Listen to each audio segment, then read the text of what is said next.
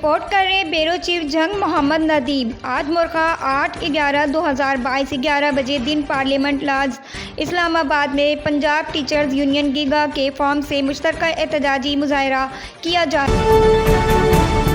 رکن پور میں 2 ماہ سے ٹرانسفارمر خراب، گھروں کی بتیاں گل ہو گئی، اہل علاقہ شدید اذیت میں مبتلا، وابڈہ حکام ٹرانسفارمر کی مرمتی کے لیے رقم بٹورنے پر تل گئے۔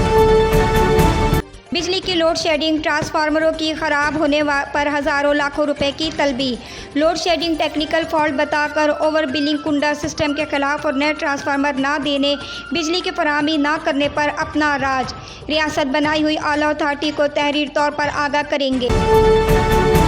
تعینیت ہونے والے ایس ایچ او ملک آصف رضا تھانہ فرید نگر ضلع پاک پتن تعینیت ہونے پر تھانہ فرید نگر کے علاقے میں جرائم کا خاتمہ کیا ہے۔ سندھ کی جانب سے سندھ بھر کے صحت ملازمین حکومت کی جانب سے ریسک الاؤنس ختم کیے جانے کے سبب ٹنڈولا یار کے ملازمین کی جانب سے ریسک ہیلتھ الاؤنس نہ ملنے کے خلاف پیرامیڈیکل اسٹاف کا احتجاج۔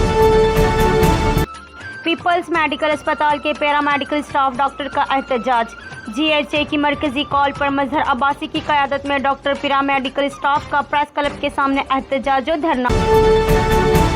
چیئرمین عمران خان کے اوپر قاتلانہ حملے کے خلاف آج 5ویں دن بھی احتجاج جاری۔ تعلقہ ٹنڈو غلام حیدر میں امپورٹنٹ حکومت کے خلاف احتجاج میں PS 68 کے ٹکٹ ہولڈر حاجی الطاف نظامانی کی شرکت۔ عوامی مطالبے پر ایگ منسٹر ٹی ایم اے میلسی کی طرف سے کمیٹی باغ میلسی کی رونقیں بحال کرنے کی ہدایات۔ میلسی شہر کے رہائشیوں کی واحد تفریحگاہ کمیٹی باغ میلسی، جس کا نام میونسپل پارک بھی ہے، عرصے سے اجاڑی و شکست و ریخت کا شکار۔